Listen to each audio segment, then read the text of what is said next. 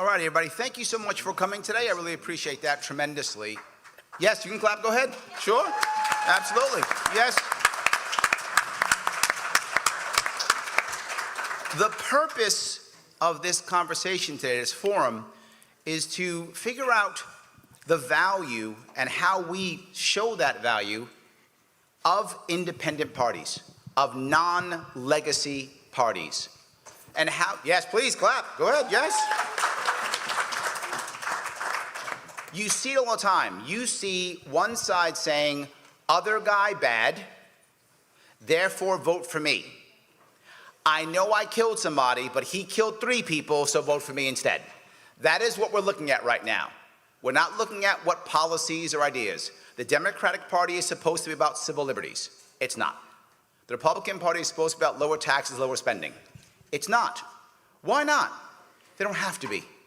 All they have to do is point at the other, say he or she is more evil than me, so pick me to protect you guys from the other bad guy. And they do it every single year, again and again and again. But independent parties are a way of holding other people accountable. Independent parties are able to get your voice out. Independent parties are able to be referees and all the things that we need. The question, though, is how are we able, how can we deal with the legacy parties? But not just that, the legacy media, and not even just that, the legacy voter. The voter who's been voting for the Democrats or Republicans for 20, 30, 40 years, whatever it may be. How do we make that happen? And I have up here with me an amazing panel. We have here to my left, Dr. Cornel West.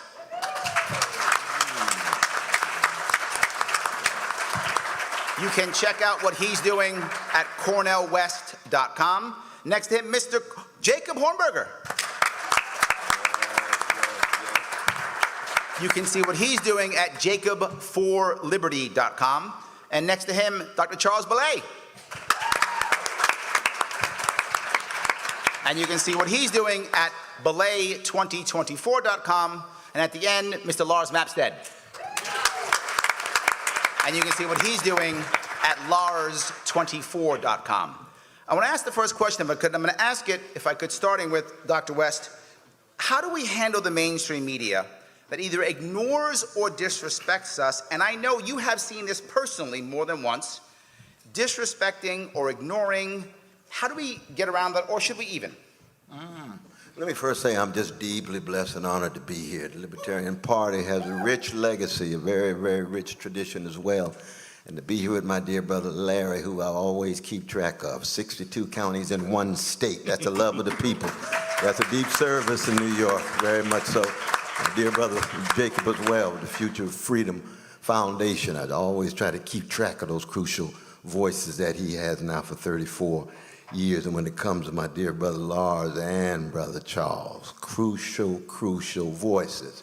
Why is that important? Because I think anytime we talk about media or we talk about a two-party system, it's good to start at a deeper moral and spiritual and philosophical level. That is to say, Plato argued no democracy can survive precisely because the demos would be driven by unruly passion and ubiquitous ignorance. And if they did not learn how to raise their voices, that parrhesia that Socrates talked about, that fearless speech and free speech and unintimidated speech, to raise your voice and think for yourself. Let's call that Socratic energy. Okay. Now what happens in any social arrangement, let alone a democracy, when the Socratic energy is not just constrained and circumscribed, but the very capacity of our fellow citizens to want to muster the courage to raise their voices because they've given up. That means democracy is already spiritually and morally beginning to run out of gas. And that's before you get to policy, before you get to elites, before you get to our relation to other nations and so forth. And so one of our ends and aims, it seems to me, for those of us who still are deeply committed to public interest and common good, deeply committed to individual rights, deeply committed to liberties. And I just want to add a footnote here, that I was blessed to study with one of the finest philosophic minds to think about libertarianism. His name was Robert Nozick. He was my tutor in college for 3 years, and his classic Anarchy, State, and Utopia. I remember reading chapters of that before he published it in order to call into question my other teacher, John Rawls, whose office was right down the hall. Why is that important? It's very important because even though I disagreed with my dear brother Nozick, I learned how to listen.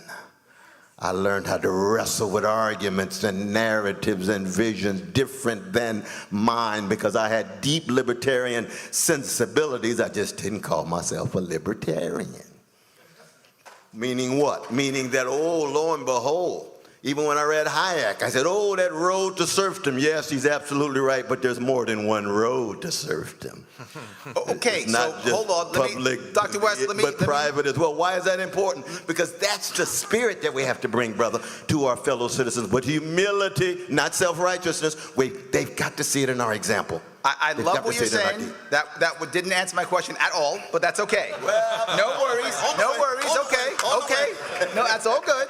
So what I want to do then, since that was basically an opening statement, I am going to allow, if any of the other candidates would like to have an opening statement instead, they can do that. And so Lars Mapstead, would you like to have an opening? Oh, I'm sorry. Whoa, Charles, you opened up. Would you like to have one? Go ahead. Ditto what Dr. West said. Okay. There we go. Nicely done. Very nice. Okay. Jacob Hormack, would you like to have an opening statement? Sure. Go ahead, please. Okay. Well, I echo what he has said about Hayek and the road to serfdom and Nozick's Anarchy, State, and Utopia, but the real lodestar for me in libertarianism is Ludwig von Mises. I mean, Hayek was great in his road to serfdom, no question about it, and his essay, How the Worst Get on Top, his concept of the spontaneous order, his critique of socialism, excuse me, sir. But Ludwig von Mises, for me, was everything, because for me, principles are everything. And that's what guides me in this campaign. Libertarian principles are the greatest political and economic philosophy in the history of mankind. They hold the key to getting out of poverty, which is a concern that we would share. Yes, yes. And libertarianism came up with that solution. Libertarianism holds the key to getting out of all the crises the Democrats and Republicans have forced it upon our land. This man here knows that the war on drugs is the most racist government program since segregation. Disproportionately higher jail sentences for blacks, and more stops and searches and seizures and asset forfeiture. You ask any black in this country if he knows who Michelle Alexander is, and I guarantee you 80, 90% of will know, but I'd say 5% of whites know. We hold the key in this party to the future of this country and the future of the world. We are lighting the darkness that statism has brought us, and we have to keep that lit, that light lit, that lighthouse lit for the benefit of all mankind. Thank you. Thank you. Good. Mr. Mapstead, would you like an opening statement? Absolutely. Please. So I just met Dr. West. I had seen him on a podcast before, and I was excited to meet him. And the first thing he said to me was, Lars, I really like that your system is rigged. I believe that the system is rigged. And I thought that is perfect, because what I'm trying to do is I'm trying to reach all kinds of people, not just libertarians. I'm trying to reach Democrats. I'm trying to reach Republicans. I'm trying to reach independents with the idea that the system is rigged, and that we have to unrig the system if we're ever going to have any change and any liberty in our lifetime. The system is completely rigged, and we're going to talk about the election system, ballot access tonight, and how those systems are rigged to keep us out and to disenfranchise Americans. And when people get disenfranchised, they get pissed off. And that's how we ended up with BLM and January 6th. Everybody in America is pissed off, whether you're a Republican or a Democrat or an independent, and we have to unrig the system before this boils over and there's chaos and there's hatred in our country. And that's one of the things I really like about Dr. West, is that I feel his passion for love and for affection for mankind, and that resonates with me. Thank you. There we go. Okay. So now, because I am diligent, I will try again. And I will ask the question one more time, if I may. And I'll go back to you again, Dr. West, if I could. Yes. Now, how do we handle being ignored or disrespected in the legacy media?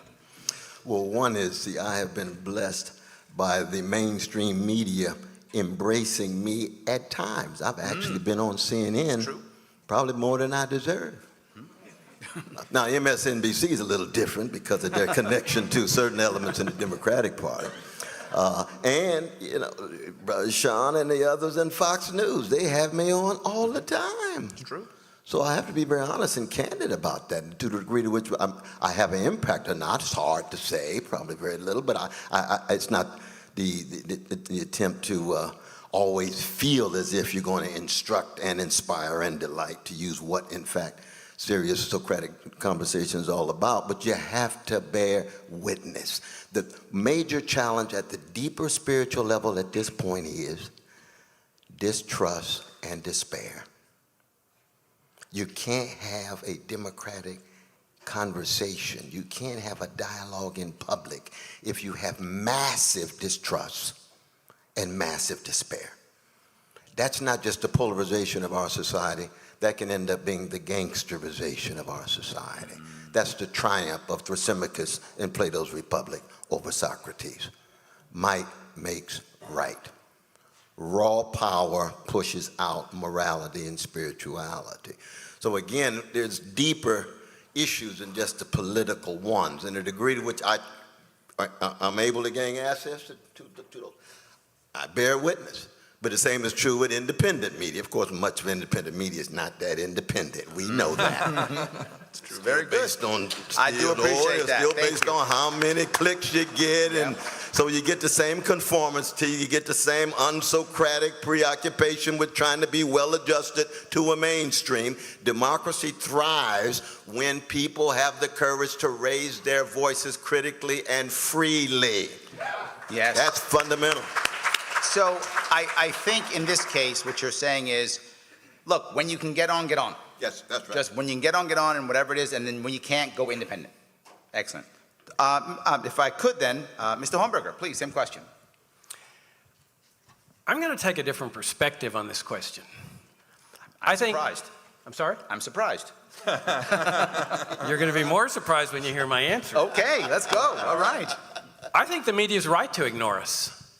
And I think they're right to show a lack of respect for us. Look, the campaigns we've been running for the last 20 years are boring. And they're boring to the electorate. And you know why they're boring? Because they become light copies of the Republican Party. Immigration controls.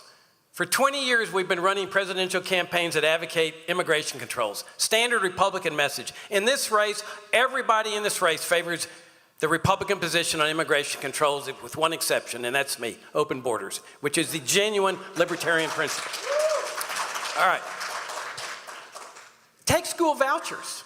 School vouchers have become a mainstay of this party. The LNC sends out fundraising letters advocating vouchers and hiring speakers to advocate vouchers at LNC events.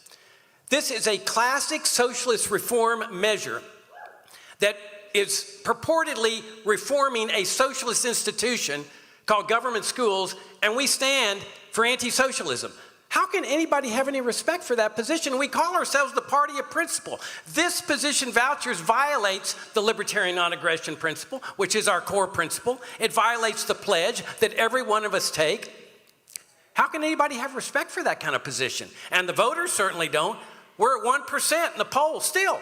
2 Wall Street Journal polls show us at 1%.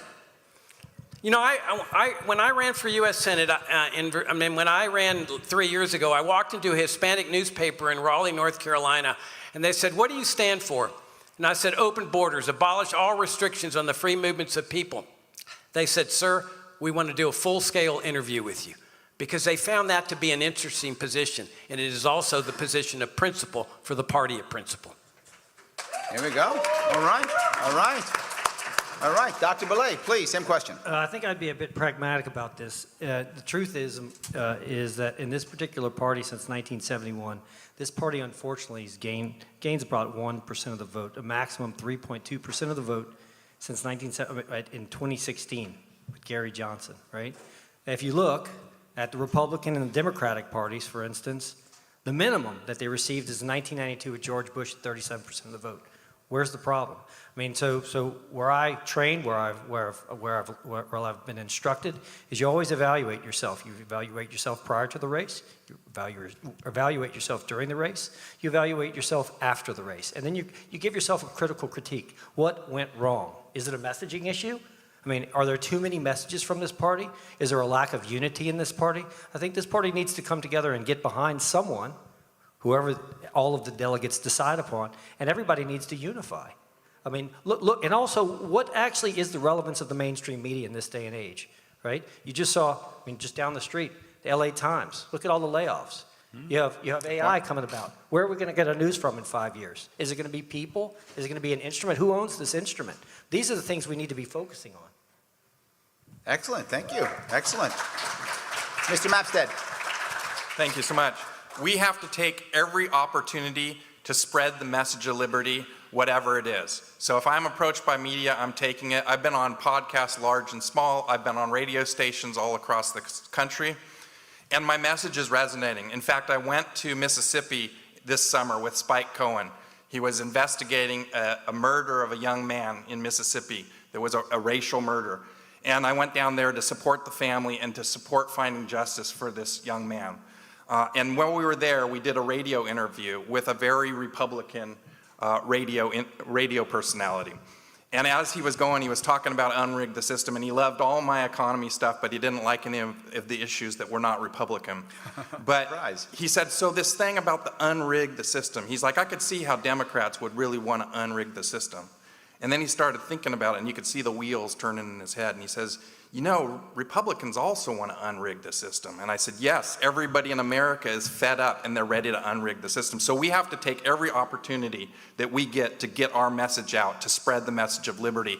And I've been doing that with guerrilla tactics. I'm the only candidate that has been in 9 national polls in major media. Wall Street Journal polls, Fox News has put me on. So these are things that I'm doing. So I spent over $100 million in advertising running my company, Friend Finder Networks. I know how to spend advertising effectively and efficiently to deliver our message. And that's how I got in these polls, and that's how I'm going to get in front of major media as we continue to go on and as I perform my electoral vote project. People are going to start taking notice, the media is going to start taking notice, and we're going to put fear into the duopoly that we're going to break the system. Thank you. Wow. So I didn't expect to hear basically they disrespect us, ignore us, whatever, is basically what I heard. If they hang out with us, good. If they don't, they don't. Okay, I'm in. And move to our next question, if I could. Mr. Hornberger, how do we handle the argument, which I know you get, and you've been very forward about, the idea of a wasted vote, or we're going to be a spoiler, so I like you, Jacob, you're great, but you know, you can't win. I like you, Jacob, but you know, it's a wasted vote. How do we deal with that? I agree with it. It is a wasted vote. I mean, if you take, for example, the immigration position, which is really one of the 2 issues that have come to define this campaign, when you run a candidate that favors this Republican position of immigration controls, the idea is, oh boy, that's going to generate a lot of votes. Actually, it generates 0 votes. 0. Because every right-wing proponent of immigration controls is going to vote for Donald Trump. They're not going to waste their vote. They'd be dumb to waste their vote on a Libertarian presidential candidate that favors the same position. They'd be dumb. Or if you favor Social Security extension, which this party has done for 20 years now, or Medicare extension for the next 25 years or so, which all of my opponents favor. They call it an off-ramp. Ever since the South Carolina debate, they've said, we got to extend these socialist programs for 20 years. Who's going to waste their vote on an LP candidate calling for socialism? They vote for Biden. And what I'm suggesting is that if you want to get rid of the wasted vote syndrome, you've got to get your own group of passionate voters, your own Donald Trump voters types that are passionate about our message. And I'm saying that only a message of principle can generate that. Nothing else. We have to find our own passionate people that love our principles, open borders, and they're out there. 20 years ago, I ran for U.S. Senate in Virginia against one of the most popular governors in the history of the state, John Warner. Democrats didn't run anybody, but they were not going to vote for me. Anyway, I'm calling for the repeal of Social Security, Medicare, public schooling. I got 7% of the statewide vote. because there is a constituency out there that loves our principles. But if we don't run our principles and we run with immigration controls or saving Social Security or saving Medicare and so forth, then those passionate voters never come because the others are just wasting their vote anyway. Wow. So you're basically saying, I don't care about the wasted vote. I don't care about a spoiler vote. I'm going to get my people, and they're going to vote for me, and they're not going to care. Did I kind of get that right or no? Almost. Okay. It's not me. Okay. Okay. It's what I'm enunciating. That's the attractiveness. Got it. Okay. Of what's going on here. It's our principles that will generate that enthusiastic group of voters, Okay. not me. Okay. Thank you. Dr. West, if I could ask you the same question. How do we handle that waste? I'm sure you get it, right? Oh, Dr. West, I love what you say, but you know what? You can't win. You're a spoiler. If a vote for you is a vote for Trump, a vote for you is a vote for Biden, whatever, right? Yeah, I'm sure you get that. Well, I mean, no politician owns any fellow citizen's vote. They have to make a case for it. Where's the argument? Where's the vision? I agree with Brother Jacob in terms of principle. You see, we had to proceed based on integrity, honesty, decency, courage, generosity, what our vision is, and be true to that. Say what we mean and mean what we say. And then provide a critique of the narrow lens through which so many of our fellow citizens view it, which is there is no alternative to the two-party system. So therefore, you're a spoiler. If you believe that democracy is about lifting voices, and those voices are putting forward visions and arguments, then the very notion of a spoiler doesn't make any sense at all. Because things are in fluctuation. Things are changing.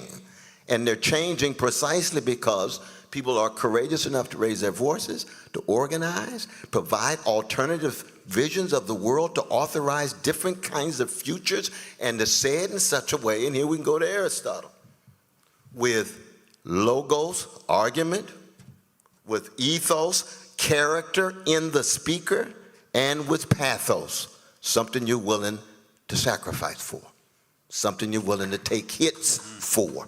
And that's one of the ways in which you reshape the argument and you move from politicians who've been thermometers who reflect the climate of opinion to politicians, statespersons who become thermostats, who shape the opinion of fellow citizens. We don't have enough statespersons and thermostats because our politics is so thoroughly, well, Shakespearean, rotten. Something's rotten in Denmark. Something is profoundly rotten in Washington. Thank you. Thank you.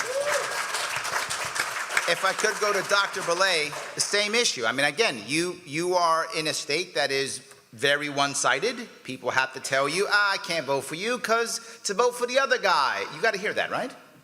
Yeah, but I mean, think about it. There is no such thing as a wasted vote. It's an impossibility, right? I mean, the problem that we should be looking at is voter apathy. I mean, how is it that on a presidential election you get 50 to 60%, midterms 40%, non-midterms you have 20%? Like, what's wrong with this country? I mean, sure, the Electoral College was created, right? But 1787? But why do we still use it if people aren't going to actually agree with it? Why, I mean, what's wrong with people today when they say, I didn't go vote? Why is it? Is it because third parties don't count? I don't think so. And furthermore, if you go vote, say, hey, look, it's a wasted vote, that's a mandate for somebody else. So if everybody goes and votes for Biden this fall, that means we all agree with his policies? I don't think so, right? I mean, think about it. It just doesn't make any sense. I think a wasted vote is a way to keep people down. I think there's no place for it in society. I think third parties have a place in society. But let me give you a little pushback if I could. I'm asking, how do we handle it? Right? I get it. I agree with everything you just said. But how do you handle it? Because I think there's the only way that we're going to do this is increase choice. Okay. I mean, so I agree. I mean, okay. Thank goodness, Dr. West is here. Thank goodness we had Kennedy yesterday. I mean, the more voices that we can get for a third party, God bless. I mean, we may not agree with his policies in total, but we should agree that we all need to get together to make voices heard. Got it. Okay, yes, good. Mr. Mapstead, same question. Thank you.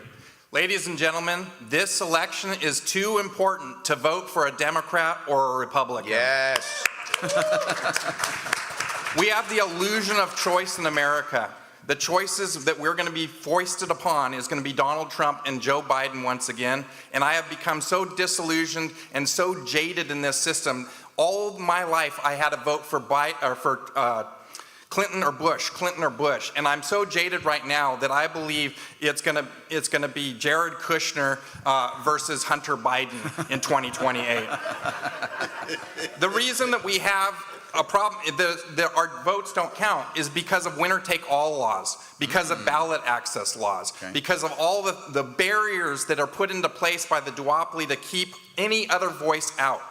And part of my whole campaign is that I want to offer America more voices. I think anybody from gas station attendant to millionaire should be able to run for president and have their voice heard. And our system is completely rigged right now to only offer you choices from the duopoly. So we need to be embracing this Voters' Bill of Rights, which is my signature policy piece, and you can find it out on my table. And this Voters' Bill of Rights is built specifically to unrig our election systems. It is nonpartisan. It can be picked up by both Republicans, Democrats, independents, whatever you want. But this fixes our ballot access laws, makes our elections secure, introduces transparency to the system, and allows for you to audit the system and audit the voting machines, and then returns the voting rights to felons who have served their time. There we go. Okay. So your answer is change the system. Unrig the system. Okay, unrig the system. Okay, that's your answer. Well, perfect segue, because the next question to you, Dr. Belay, is literally, how are we going to deal with this horrible ballot access system that Lars was just talking about? How do we deal with that? Quite simple. Win. We need to win. Oh, I like that. Right? I mean, think about it. We were on the elevator there discussing this, right? No, clap for winning. Yes, winning is good. Yes, winning is good. We were on the elevator, and you said the problem with this party, or one of the problems, please correct me if I'm wrong, is that there's no elders in this party anymore. People see lose. They burn out. And so, just for clarity, what I said was too many people run and then never come back again. Yeah, I mean, that's what I said. Yes, you're correct. So where are our elders that can say, listen, these are my circumstances that have gone on for years and years? And, I mean, well, there's one of them, but you're not an elder. There we go. The point is that when you lose persons, you lose participation, you lose knowledge, you lose wisdom, and you also lose money. I mean, so how can this party survive if you're going to think you're going to beat $100 million with $1 million? Good luck. And I mean, it's just not going to work. They also think this needs to be organization. I mean, there is a hodgepodge of libertarian members from around the country. This is the third largest party in the country, but it's not as well organized as many, right? Or Democratic and Republican.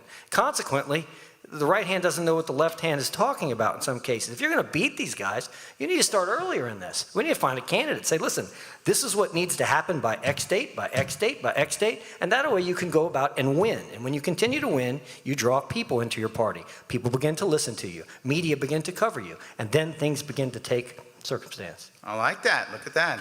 What was it? MacArthur who said there's no substitute for victory? Or was that Patton? One of those generals said that. There we go. I like it. Someone can Google that for me later. I'd appreciate it. So let me move on. If I could, Mr. Homburger, same question. How do we deal with this horrible ballot access problem that we have across this country? Well, I was fascinated by Bobby Kennedy Jr.'s answer to that. He says, I don't have any problems at all. I remember that. I can collect 5,000 signatures in one day. Yep. Well, that indicates to me he's got a passionate following that are willing to go that, or they're donate money to get the paid petitioners. Look at this party. We can't even get on the ballot in New York because there is no passionate following out there. When I hear this, we got to win, we got to keep our feet on the ground. We're at 1% in the polls. When Lars talks about all these polls, what he doesn't tell you is that they're at 1% or 0%. The newest poll is 0%. You're not going to win at 0%, okay? You're not going to get anywhere at 1%. What I contend in this race, since the very beginning I entered it, there is only one way to achieve a breakout of 10 to 15%, and that's restore the principles of this party, because the voters do not like this message. I keep hearing this, people are so dissatisfied with Trump and Biden. This is a great opportunity for us. They'll default to us. They won't default to us. They're already telling us that. And these Wall Street Journal polls of 1% that just came out, and the 0% poll, those 99% voters are saying, we don't care how dissatisfied with Biden and Trump. We're not voting for you. That's reality. I mean, I feel like I'm a therapist saying, look, we got to keep our feet on the ground.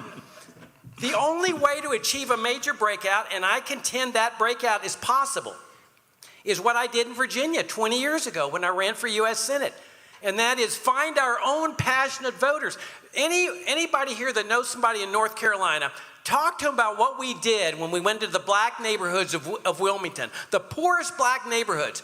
Who in this party targets the black neighborhoods? You would not believe the response we got. Mr. Hornberger, thank you for being here. Thank you for arguing against the war on drugs. We're going to get our friends to come and vote for you. That's the response you get if you find your own passionate following as compared to targeting the Republicans, which is what we've been doing for the last 20 years, targeting Republicans for votes. Thank you. I like that. I want to give you just 10 seconds if you want to respond. He did mention you. Well, I Mr. would just say that where are your polls, Mr. Hornberger? If your message is so awesome, why aren't you polling in any polls? I've been in 9 polls. I haven't seen anything from you. So if your message is awesome and is going to get 15%, why aren't you polling at 15% right now? Because the American people understand, Lars, that the probability is that we're going to run the same candidate, reform-oriented, that we've been running for the last 20 years, including your sales tax of 18 to 23% that you want to saddle on the poor people of this country. Now, you do that, and you replace the income tax with the sales tax like he wants to support the welfare warfare state, which he wants to continue with Social Security and Medicare, of $80 trillion, I will guarantee you, you can kiss away every single vote of every single poor person in this world, in this country, and you're not going to get one multimillionaire who's going to love your proposal because they're all going to vote for Trump and Biden. Wow, do I get to respond to that? Okay, yes, and that's it. After that, no more. It's more of a panel. Go ahead, yes. Absolutely. So our North Star is the same. I want to abolish all taxes and get to no taxation. I want to abolish and end all of our corporate welfare, our social welfare. I want to get to the same place as Jacob does, but I know that we can't just wave a magic wand and get there. We have to have an actual plan to get there. And if you think that throwing and getting rid of Social Security tomorrow won't lose you every senior citizen's vote in America, then you're completely stoned on something. All right, let's move on if we could, please. Dr. West, you going to follow that? How do we deal with ballot access? The Socratic spirit. Yes. This is a beautiful thing. There we go. This is what debate and dialogue is all about. But I'll say this, though. I think my dear brother RFK Jr. is not telling the full truth. Okay. There's no reason why he would have lawyers to go to court to push the state of Utah to move from January to March and now getting them to move to June, without acknowledging how difficult the obstacles are that the two-party system imposes to make it difficult for third parties and independent candidates. That's very real. That's part of the rigged quality. So that when I hear Brother Kennedy saying, well, I have no problem, I say, well, okay. all right. We were born at night, but not last night. No. Let's tell the people the truth. There we go. All right. So let me then move on to next question. Oh, I didn't get to answer that question. Oh, sorry. Yes, you were too busy fighting. I'm sorry. Yes, go ahead and answer the question. Sorry. You are correct, Mr. Babson. I apologize. Go ahead. Thank you so much. So I think ballot access is the #1 issue for the Libertarian Party.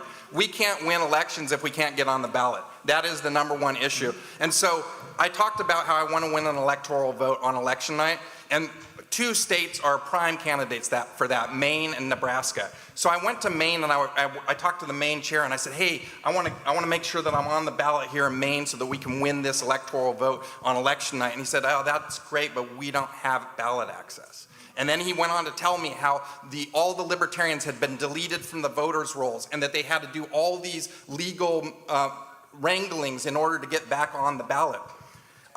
And so it turns out that they needed 5,000 registered libertarian voters in order to be a major party status in Maine. And they were like 3,000 votes short, and they only had 60 days left to get it. And I realized that they were not going to get it. And I put together a team of people, including Richard Winger and Bill Redpath and a bunch of other people. I put in $25,000 of my own money. I went out on the ground and tried to recruit people in order to be registered voters, and I realized that wasn't going to happen. That's not my skill set. So we had to hire experts to do it, and we literally barely creeped it over the line, and we got major party status for Maine ballot access. And that's a big deal. And I would just like to add that the chair of Maine, who fought to get the ballot access lowered, wants to do that in all states. And after this is done, I want to start a nonprofit that is just about punishing ballot access laws across this country, reducing ballot access laws for all candidates, for all parties, regardless of party and affiliation. There we go. All right. Let me go to my next question if I can. And since you just went, I'm going to move this over to Dr. Belay. If you could answer this question. It's just a personal question. Sure. How do you handle when you start to run for office and people around you either turn on you, say lies about you, don't defend you when people lie about you, don't want to talk to you? How do you handle that personally? It hasn't happened yet. Most people are proud. Oh, it's coming soon. Okay, coming soon. And if they do, they haven't told me to my face. Okay. So bottom line is they all understand that I am a person of principle. And I really could give a you-know-what about what people think of me. Okay. I've had a few medical issues in my life, et cetera, and I truly don't care. I mean, I care, but I don't care. The fact that someone would look at me and have a different idea based upon my political philosophies, I would hope I wouldn't think that much less of them, but I probably would. I mean, we're all free in this country. We deserve to do what we want. We should be able to think what we want. We should be able to act how we want. That's why I'm part of this party. But in all honesty, most people that have found out, they may think I'm a little crazy, given the fact that we've only scored 3.2%. Right. But they all support me. Okay, I got it, good. I love it. All right. Mr. Hornberger, how do you deal with it when people say things like, oh, you're not good, I don't like you anymore, or you're wrong, or you're bad, or whatever? How do you handle that when it's people who are supposed to be your friends, or supposed to be your allies, or even family? Well, I've had experiences with all of them. There we go. Yes. I've gotten to the point where I don't argue with people like that. You know, it's suggested, oh, we're going to lose the senior vote. That's ludicrous. No senior's going to vote for a Libertarian Party presidential candidate. Get over it. I don't care whether you have a 25-year plan for continuing the socialist program, which all of my opponents favor. But hold on. I want to go back down. What is personal? I'm getting there. Personal. I'm getting there. Okay. Okay. That you have to stand for your principles regardless. Okay. And with those principles, you find the people that love these principles. If you compromise your principles, you water them down trying to please people in order to get their vote, then you end up with a party that is running a Republican-light campaign that garners 1% of the vote. There's a reason, you know, the common assumption is that we're getting these 1% votes in these polls, which already have established what we're going to do in 2024, because they're assuming that we're going to run the same kind of campaign. Trying to get you back to personal. Trying. You stand for principle, Larry. Good, that's a good answer. I like that answer. It is a good answer. Yes. Because all too long in this party, we've advocated complex, as you know, reform plans for like public schooling, where you get these complex plans about how to run these public schools. You've got candidates in this office saying, we're going to use the presidential race to get libertarians to take over public school boards. That's what we're about, to show Americans that we're better off running socialism. We got to stand for our principles. It's a self-esteem problem. Self-esteem? Ooh, I like that. A self-esteem problem. I've heard that before. We are who we are. We are libertarians.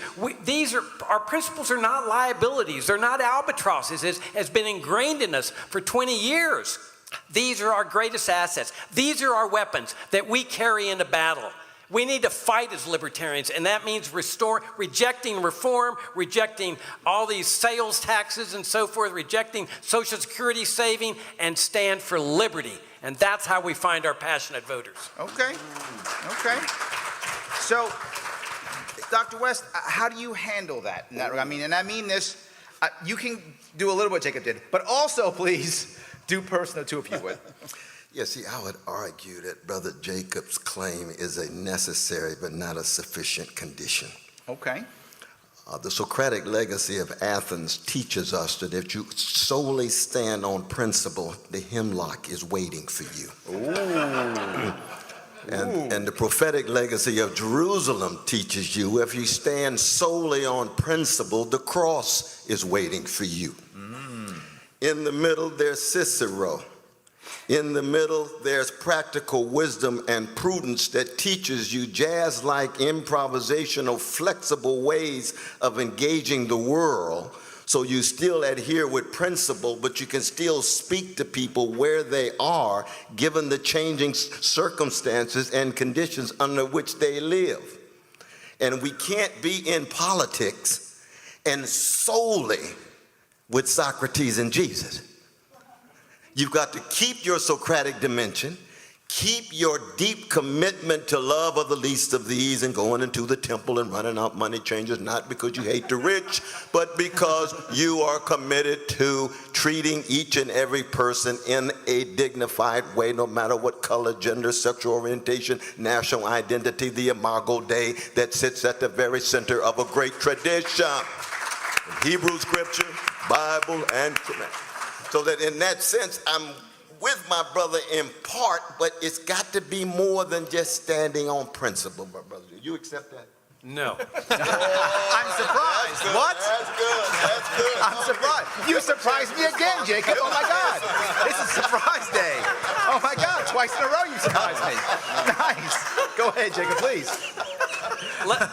Let's put ourselves in 1855 Alabama. Yes. And I'm sitting there saying, we need to abolish slavery, while others are saying, oh, Jacob, you're going against the tide. You can't convince anybody of this. It's in the Constitution. We need to reform slavery, Jacob. Fewer lashings, better work conditions. We need to gradually reduce slavery over the next 25 years. And I'm sitting there saying, abolish slavery now. I don't care what anybody else believes. Oh, I'm with you.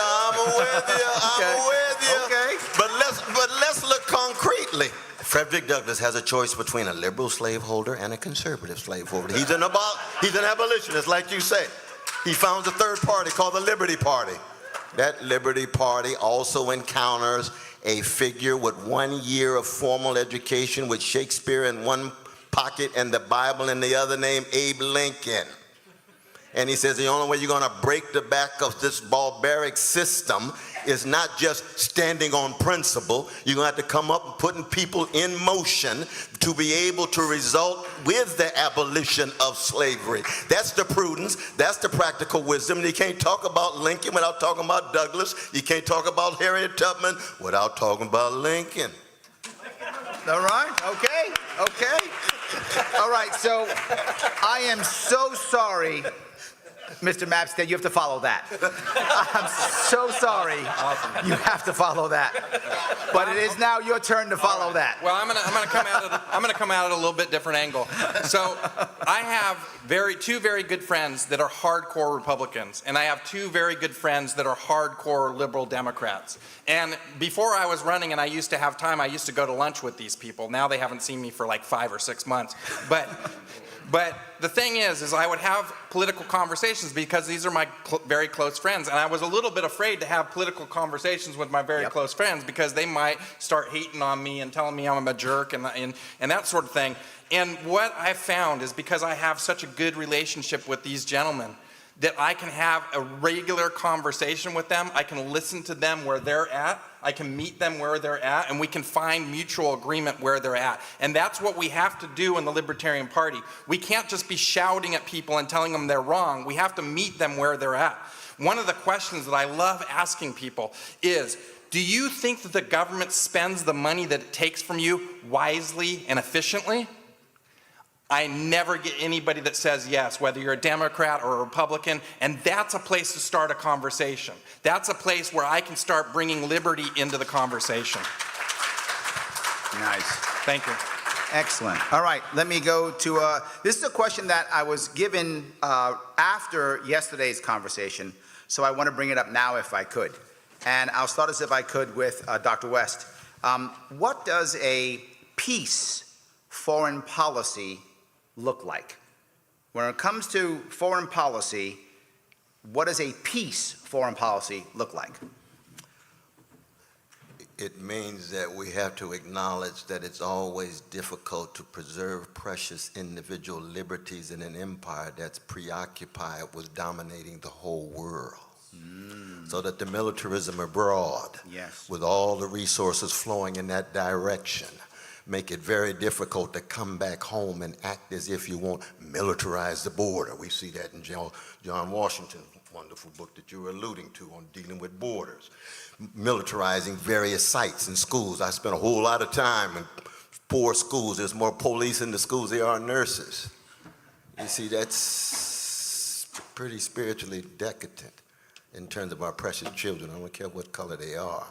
So part of it's a matter of being honest and saying, look, there's no such thing as a desirable and civilized society that is not fundamentally committed to the protection of liberties and rights. That's the precondition of any kind of social arrangements that's worthy of approval. Now, there's a whole lot of different varieties that can come after, but those are the non-negotiable preconditions. That's one reason why the libertarian tradition is so very important. Even though I may not end there, I always acknowledge that's the brook of fire through which one must go through with the protection of those rights and liberties for any kind of civilized society. And therefore, for me, to talk about peace is to always talk about both liberty, but also fairness and justice.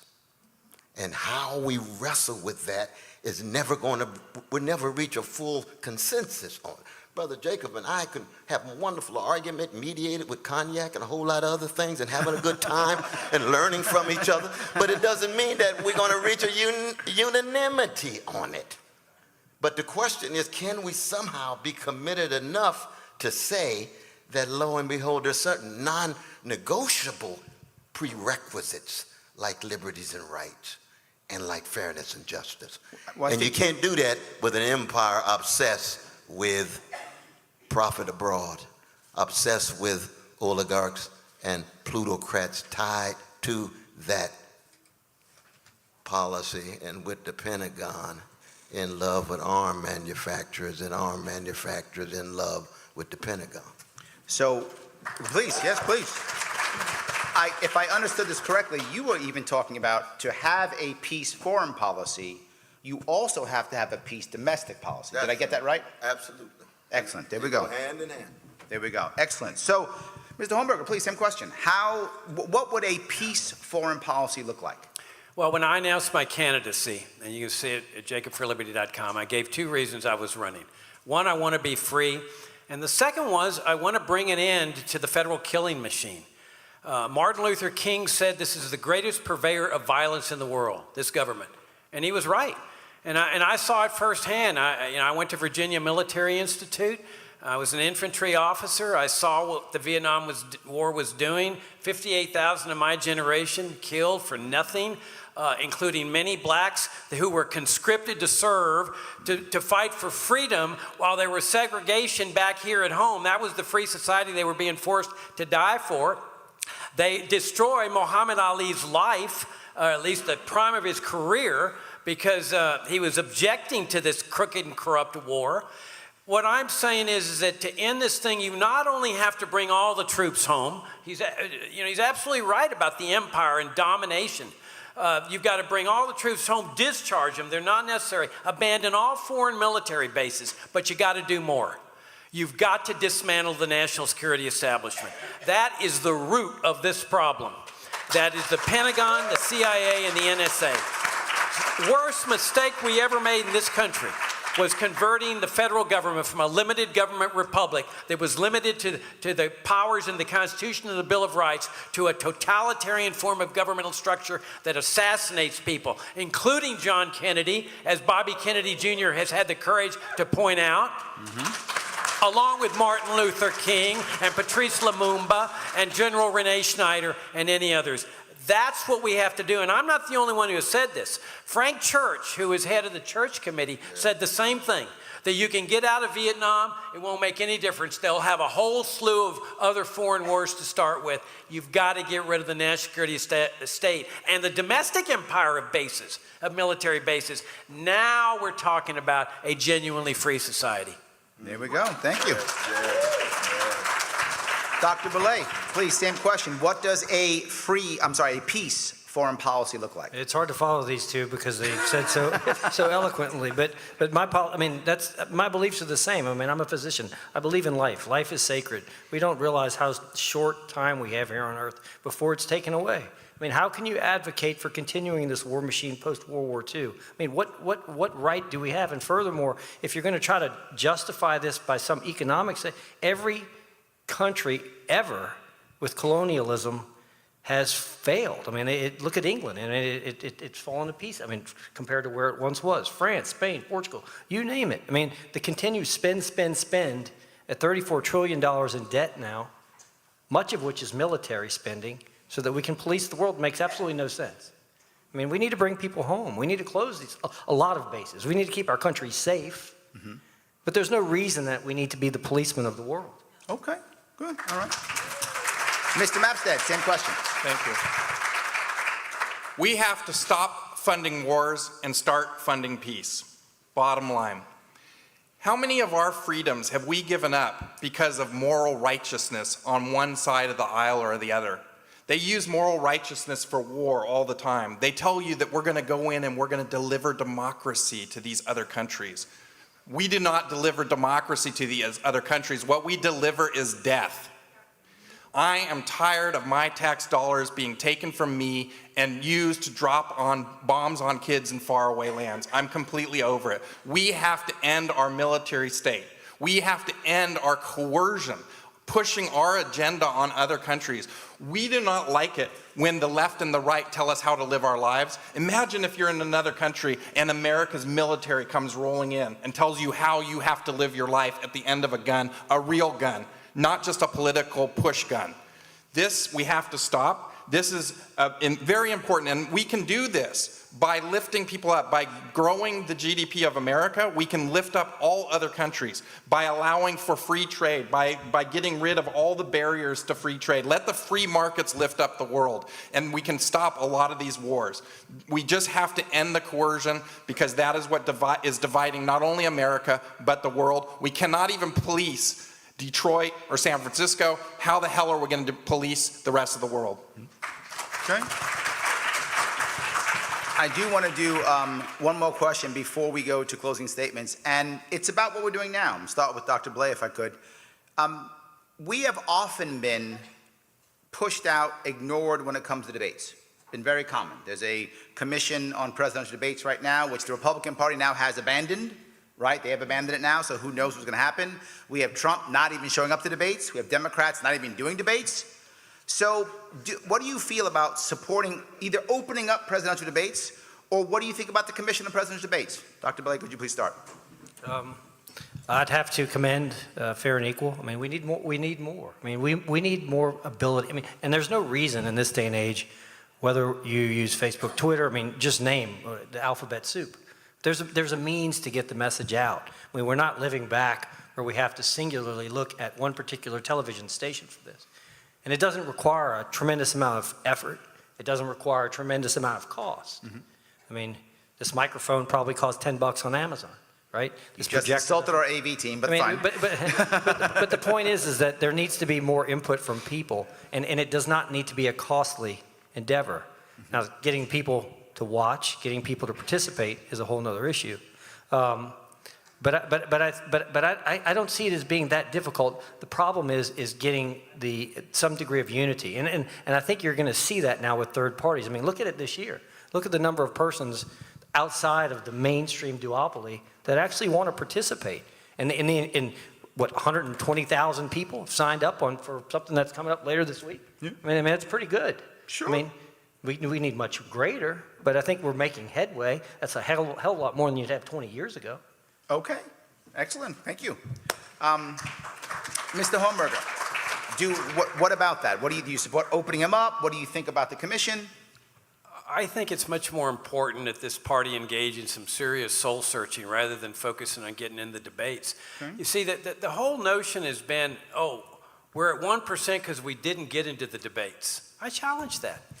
I say that even if you get into the debates, you're still going to be at 1%.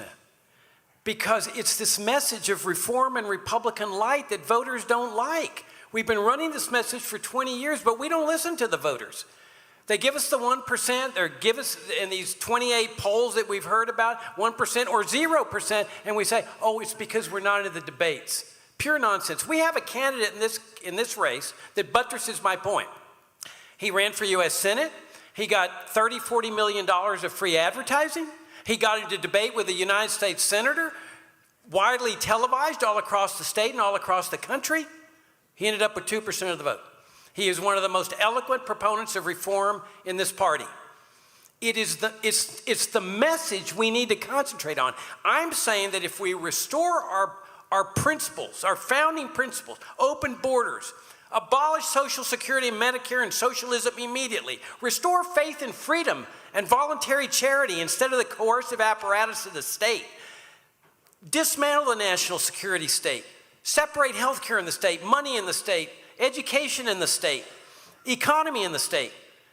Then we get into the debates with that message. Now we're talking about something different. Because what good's it do to get in the debate if you're on the same page as Donald Trump? You know, Trump says, oh, well, we need to close the borders. We need to seal the borders. We need to finish the Berlin Wall. We need to bring more death and suffering to the border. And the Libertarian candidate says, here, here, we're on the same page. We Libertarians and those Republicans. Where is that going to get us in terms of votes? Everybody that supports this dysfunctional, malevolent system's going to go with Trump, not the Libertarian Party candidate. We have to stand for our principles and distinguish ourselves and then get into those debates. Okay, thank you. Good. Dr. West, should we be opening up these presidential debates? What do you think about the commission? Or should we just not worry about it at all? No, we've got to fight on all fronts. We've got to bring all the different forms of weaponry, intellectual, moral, spiritual, political, organizational. But we can't become obsessed. We can't fetishize these spectacles of debates on television as if they're having some grand impact. They play a role. I'm much more concerned about the quality of the debates on the ground with fellow citizens across various racial, class, and regional and religious lines. You can have all the debates you want at spectacle, but if your citizenry is feeling helpless and hopeless and apathetic and so forth, they're still just spectators. Well, democracy is not a spectator sport. You've got to participate. And so, I push and I promote, but I'm not in any way obsessed or preoccupied with it at all. I'm much more concerned about trying to create various contexts in mosques and churches and temples and synagogues and little leagues and, well, I guess nightclubs is difficult to have dialogue, but in the realm of the arts. I mean, the arts is one of the few places. Look at the Super Bowls. One of the few times you get all of these folk of different colors and regions just loving each other and hugging each other and sheer joy and unbelievable arete, excellence. And you say, we've got a moment of unity. Market-driven, spectacle, obsession with gladiating-like activity reminds you of the Roman Empire, doesn't it? My God, can't we translate genuine democratic and Socratic energy among the demos of fellow citizens rather than just the spectacle that's already circumscribed by framework? That, for me, is much, much more important. Here we go. Okay. Thank you. Mr. Mapstead. The system is definitely rigged in this case. The League of Women Voters used to run the debates, and guess what? We got too close to getting in the debates, so they changed the rules on us. They do that a lot. Every time you get in New York City and you start getting close to being governor, they change the rules and change the ballot access laws right from out from underneath you, right? Yep. And you know, the system is so rigged now that I don't think Joe Biden and Donald Trump are even going to debate each other this time. I'm not sure they can debate each other. You know, and I'm very pleased that I was able to meet and get into free and equals debate coming up here next week, and it's going to be on Rumble. And I'm one of the 6 candidates was able to achieve that. My team worked very hard. We got something like 21,000 votes or something like that to allow us to participate in this. And I think that what we have to do is we have to embrace this type of activity, this type of debate. We have to make this the new national stage. We have to make this the thing that people want to watch. And this is how that we can bring liberty, the message of liberty, to more people. Right? And I'm hoping that in a couple days, I'll get to be with Dr. West again in New York City on the free and equal debate stage, because I look forward to continuing this conversation. Thank you. I think I already had events that I wish I could be there, but I had events months ago to do that. But I thank God that people are trying to do that kind of thing. So I want to do our closing 90-second statements, if we could. Closing statements, if we could start with Dr. West again, if you don't mind. Please, closing statement. I just want to say this has been a sheer delight. And I want to thank you all for being so very kind to me and all the others. We need this kind of thing. But I want to end on a blue note, a sobering note. We are a wretched species. Okay. Hegel said human history is a slaughterhouse. The great Edward Gibbon said it's the register of human crimes and follies. Most of human history is a history of organized greed, institutionalized hatred, and routinized indifference toward the vulnerable. Most of human history is a history of oppression, domination, degradation.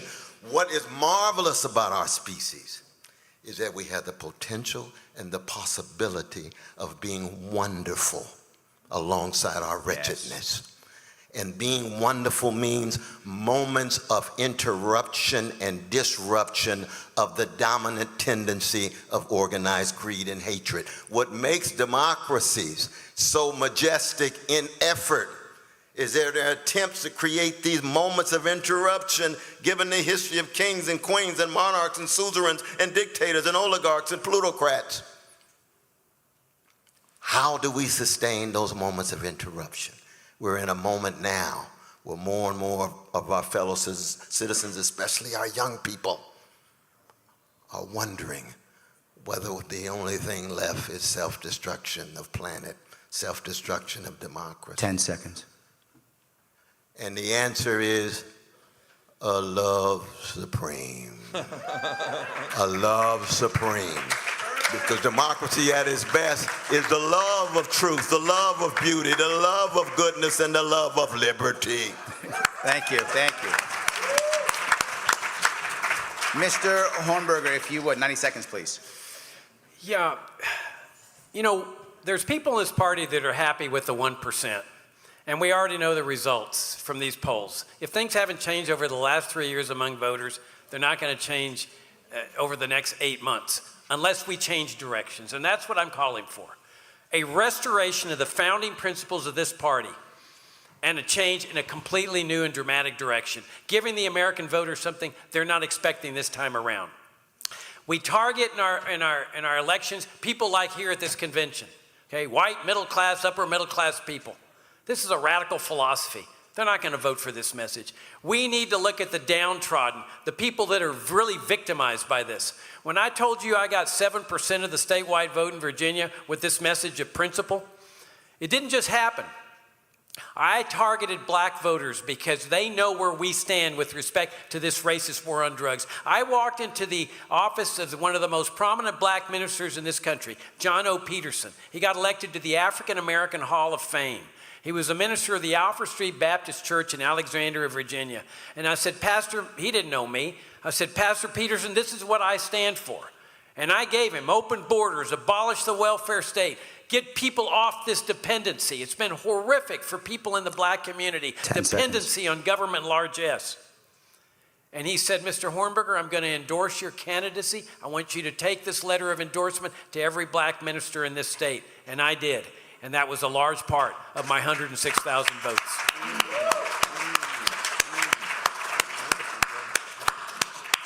Dr. Belay, 90 seconds, please. This country needs a third party that can offer a civilized approach to governance. We don't see it in this day and age. There's way too much vehement rhetoric that's destroying our country, our beliefs, and the overall interwoven tapestries of the various cultures that make up the United States of America. This is poisoning our youth, and we should be concerned about it. There's no reason that in 2024, our party, or at least a third party, can't make tremendous headway in this election. This party has a great message, that of freedom, fairness, individual liberties, values, personal autonomy, and non-aggression. And if we play our cards right, there's no reason that we cannot score very, very big. So I hope this fall that everyone can get together and support third parties, but particularly, obviously, the Libertarian Party, so that we can really make history. Thank you. Thank you. Thank you. Mr. Mapstead, 90 seconds, please.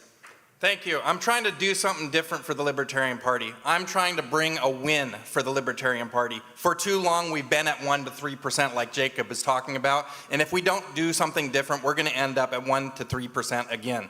What I'm trying to do is win an electoral vote on election night. This is an achievable goal. I have done many startups, and running a presidential campaign is like running a startup, and I'm looking at this electoral vote, and we only have to win $250,000 in Lower Maine or Omaha, Nebraska in order to win this electoral vote.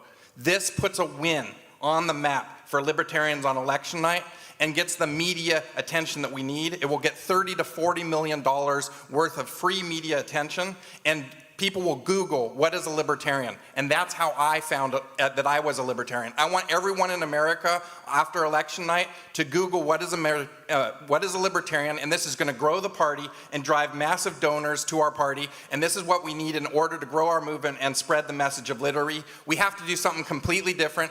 I want you to be a delegate for me in Washington, D.C., so that I can put this plan into action. I feel like I can actually achieve this, and I want your vote. Thank you very much. Lars24.com. Thank you. I want to say thank you for all of you for watching. I appreciate it, and thank you so much to our panelists. Thank you so much. Have a good night, everybody. Thank you. Thank you.